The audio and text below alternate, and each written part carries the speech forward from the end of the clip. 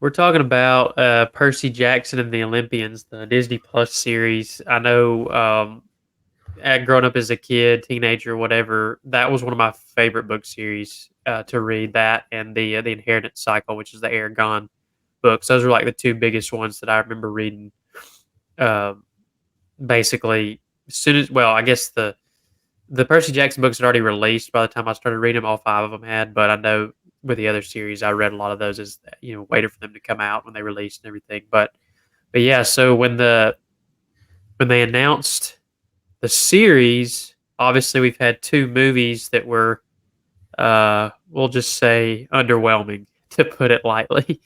Um, and we'll get into that a little bit as we talk through this, but you know, I can't say that I was overly optimistic about a Disney Plus series just because of the way Disney's been of late with everything they've put out. So I guess the only plus side was that obviously Rick Riordan was director producing, and so and helping write and everything. Obviously, he's the author of the book series, so I think Yeah.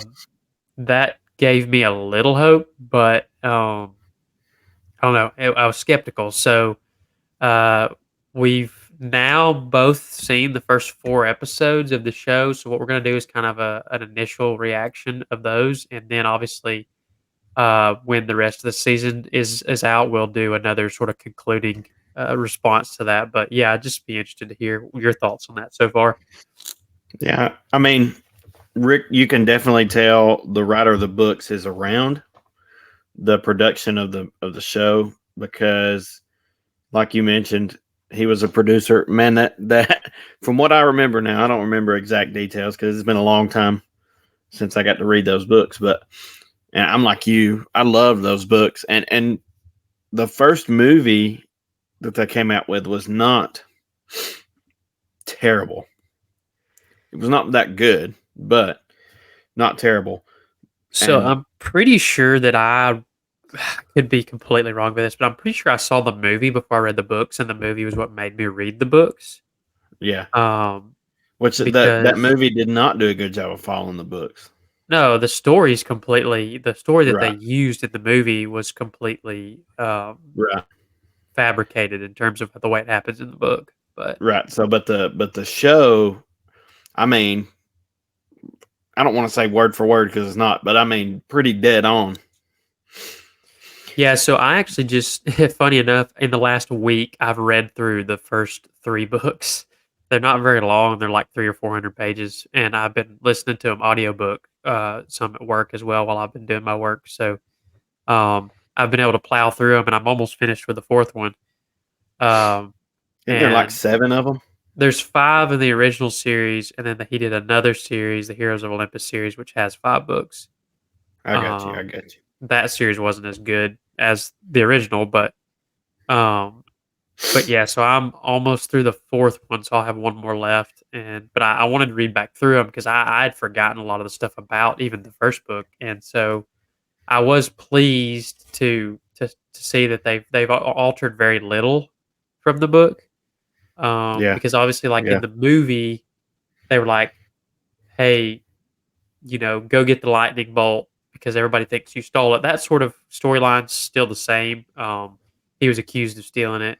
We obviously learned later on down the line that, spoiler for people who haven't read the book or seen the movie, this has been out for a long time. So, sorry, not sorry. But yeah. Sorry, not he's sorry. accused of stealing the lightning bolt.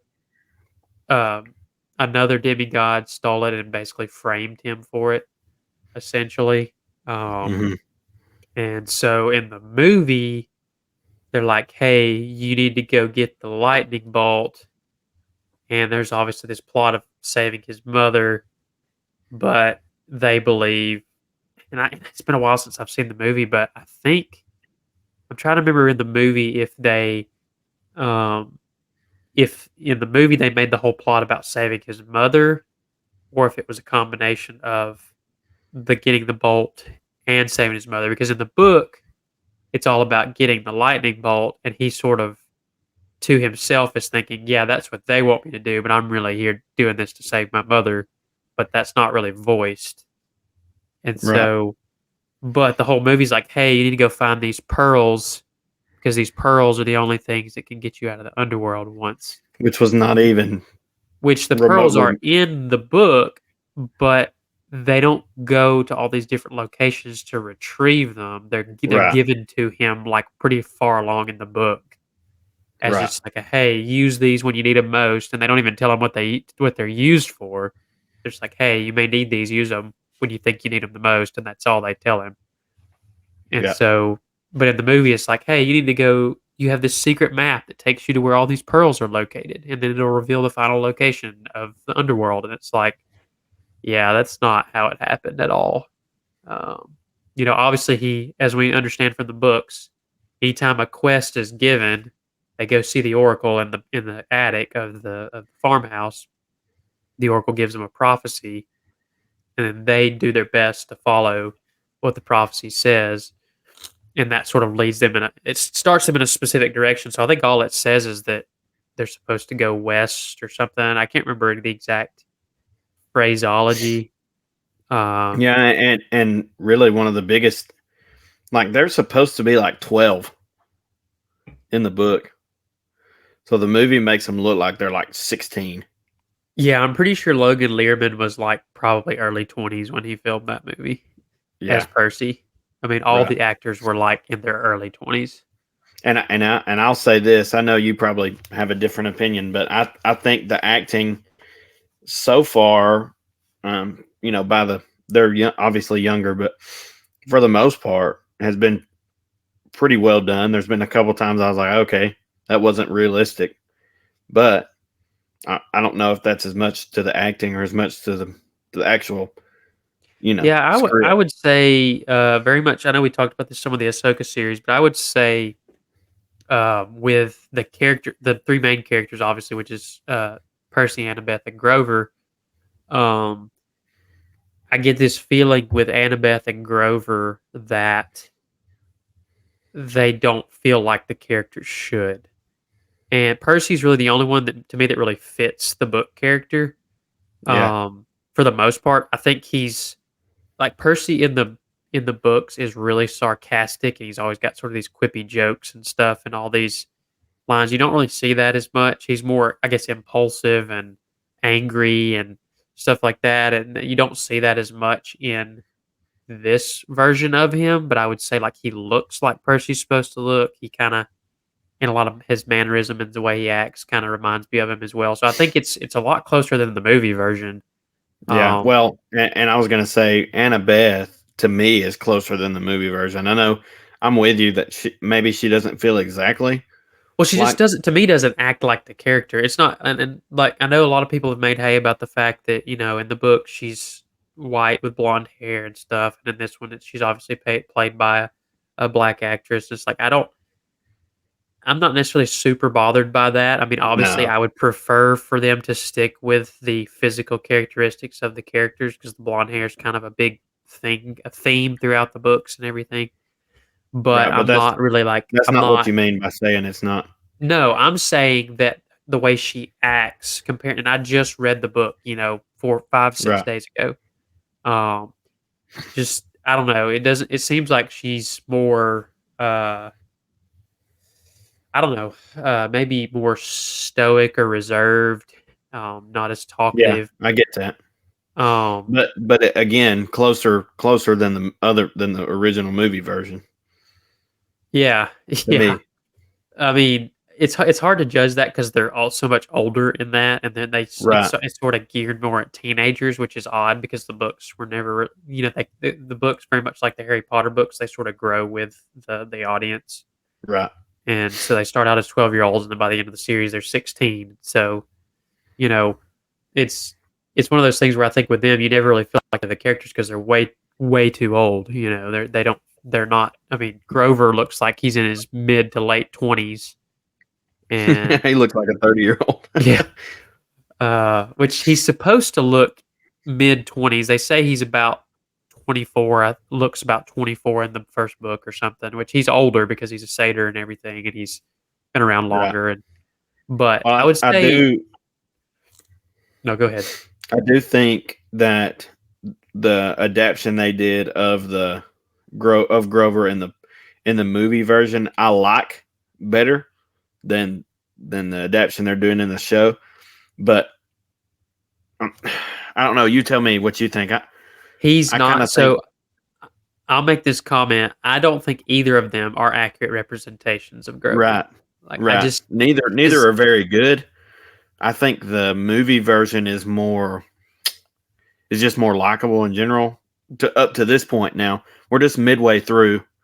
I think it's an eight episode season, and we've watched four to this point. So there's still time, but yeah, and I try to remember too, like if they're planning to do 5 seasons of this to cover all the books, which I kind of hope they do. I'd like to see them complete the story and everything because very right, much like Harry Potter, it's like a part one, part two, part three thing where there's individual storylines in each book, obviously, but it's one long plot that runs all the way to the end. So I'd really like them yeah. to finish it, and I think they probably will. But Well, I think what it's received it's up to this point, it's definitely a shoe in for a season two at least. oh yeah, and really the plot gets more interesting as the books go along because you get more into the deal with Kronos being resurrected and them having to try to Yeah, prevent that and everything. I think that starts to obviously he's hinted at in the first book a little bit, um, but that yeah, comes up I think full I force try to remind in the myself second that book. these are like 12, 13, 14-year-old actors and actresses who maybe have Right, not done a lot to this point. And so I'm kind of giving that leeway of saying, hey, they'll probably get better as the show goes on, as the yeah, seasons go on. And I try not to be too critical of younger actors and actresses like that because you just don't know. And it's different when you're watching a movie an actor who's been acting for 10 years and they're in their late 20s or right, something and they're just terrible. But it's like with this one, I'm not. None of it is taking me out of it. It's not that bad. right. Um, That's what I I would mean. say That's what I mean I when I think say the it's been pretty dynamic good. between the three characters is good. Um, they altered a little bit, and I think the main thing with Grover is he's very timid and sort of nervous, agitated in the book a lot. But he's sort of got this brave side to him when it comes to his friends. He's going to do whatever he needs to in the moment to Right, help them. In this one, he's more like, hey, telling Annabeth and Percy, like, hey, you need to do this, you need to stop doing this. And it's like, I mean, yeah, he sort of breaks up their arguments sometimes, but he's not supposed to be sort of the go getter. He's supposed to be the more, cautious, reserved one. And well, and even in the show to some degree, we haven't seen that brave side yet, right? Not saying it's uh, not there. maybe a little bit with Medusa, but not too much. Not to the degree that the original book has it, though.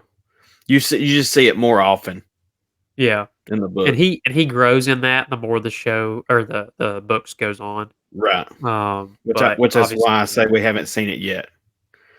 It still yeah. could be there, and in the end, Yeah, and I mean, I like I said, I think that's been fine. I think the show has looked pretty good, like visually. yeah. Uh, I learned today that they have shot large portions of this show in the volume, which is not really surprising. But I'll say I haven't In the what? noticed it as much maybe in this one as I have in other shows, Yeah. which is good because I can usually point it out in a heartbeat. You It's just just don't like, want it to be. You just don't want again. You just don't want it to take you out of the yeah, show, that's the thing which with I the think. volume. It's a big dome, so there's some scenes like I thought about. There's people talking about it like in Ant Man and the Wasp, where there's this at the newest the Quantum Mania. There's Yeah. a scene where uh, Scott and his daughter are in the quantum realm, and I think it's that last battle, and they're running, and you can tell like they're almost running in a circle, but they're trying to run like a long distance, but they're running like this almost. You can tell they're making sort of a slow arc, and it's like, yeah, they're in the volume clearly, because they have to run in that specific direction instead of a straight line. Right. And just sometimes the way it looks, it just looks fake. And so, like, you can tell that watching The Mandalorian sometimes too. So, um, but yeah, I would say so far that it hasn't really stuck out a whole lot, which is good. I think all the monsters have looked pretty good for the most part. Um, Yeah, different from what we saw in the movie, but not necessarily bad. and I would say something the movie did pretty well is it looked pretty good. Uh, CGI Yeah, wise, I think visually it looked pretty good, and I like some of the effects they use with some of the powers and the different creatures and stuff. yeah, Um, but it'll be interesting to see, especially when they get to the sort of the underworld part of this story near the end, how that looks. I'm very curious to see yeah. how they do that. That's going to be interesting. I agree with you. Um, but I like in this one, in the movie, and this follows the book more closely. In the movie, it was just kind of like, oh yeah, Percy has these powers, and he just like learns how to use them in a matter of days, and then all of a sudden you know what I mean? Like this one does a good job of, almost making it feel like Percy's in real trouble, you know, well, they do a and he good job of doesn't know laying how to on the use his fact that powers. in the first book and he does this actually through all the books. He's still doing it in the fourth book. It's like where he's questioning stuff about like he's learned he's a demigod. He's seen all these monsters. He's been at all these strange places. He's seen all this stuff, and every time he'll see something new and different, he's like, "Wait, is that a thing?"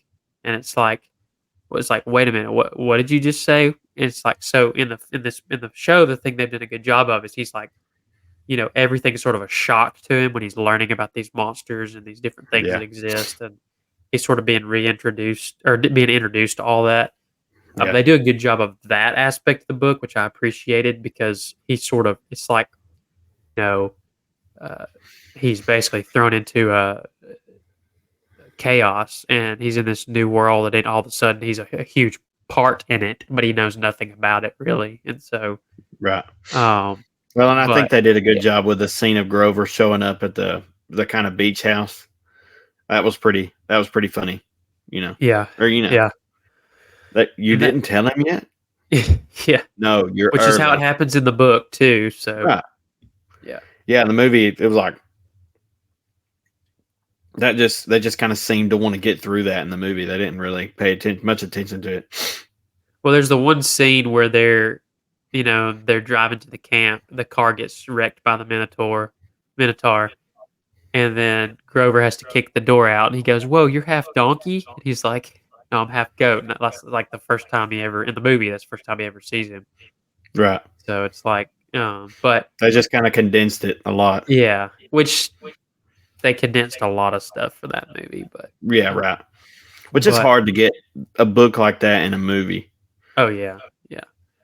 But I think something I actually liked that I thought was better than um, even the fight scenes in say the Ahsoka series, for example. I thought the battle sequences, like when they do the capture the flag segment, I think that's really the only one of the main ones where he's fighting a couple of the campers, and I think it's Yeah. Clarice and a couple of her cabin mates. But I thought the choreography for that was actually really good for several like kids doing it. Yeah. I thought it looked pretty realistic and it flowed pretty well, and that's hard to do. And I think that's something Ahsoka struggled at times, where it felt like they were doing their combat sort of in slow motion. Um, so I Yeah. appreciated that they were willing to, you know, be more of a fast pace, string all these different moves together and make it work. So that makes me excited, kind of, for some of the bigger fight sequences that come in some of the later books and stuff. So that should be very interesting. If they Uh, can keep the same thing going anyway. yeah, but I mean, even in this book or in this season, they're just thinking of the next phase of the book that should be coming in this next episode. They meet Ares, and he sends them Yeah. on the little quest to go retrieve his shield from the water park, and it ends up being a big trap, and they have to escape. that can end up being a really fun sort of final Right. sequence to Which an again, episode. again, Yeah. you never see anything about that in the first movie. No, no, it's kind of there's a lot of they do a lot of random things, like, they left the whole the arch in St. Louis, they left that out of the movie, Yep. um, and I Meeting I I Aries. like I like that sequence where he falls. Yeah, in the movie, he doesn't even fight Ares at the end, he fights Luke, which is not even like, he doesn't even fight Luke in the book. Right. 'Cause Luke says to him at the end, he's like, "I'm not Ares, you can't bait me into a fight," and so he just, like, walks off and leaves him, and, um, so that was it'll be Just interesting to different. see who how they do Ares if he looks, like he's supposed to, and if they I Because we really like haven't them to do the water actually, park sequence, but, and correct me if I'm wrong, but we haven't actually seen any of the gods yet, right? uh, no, no, we haven't, so that'll be So that'll interesting. be W we interesting. which we should see them all in the final episode because they go to the Right, right, council and right. everything, and, We just haven't um seen them to this point. no, no, we haven't. So I would say I am cautiously optimistic going forward. I it's good that I want to see the next episode. I think that's the biggest tell of whether you're enjoying a show or not.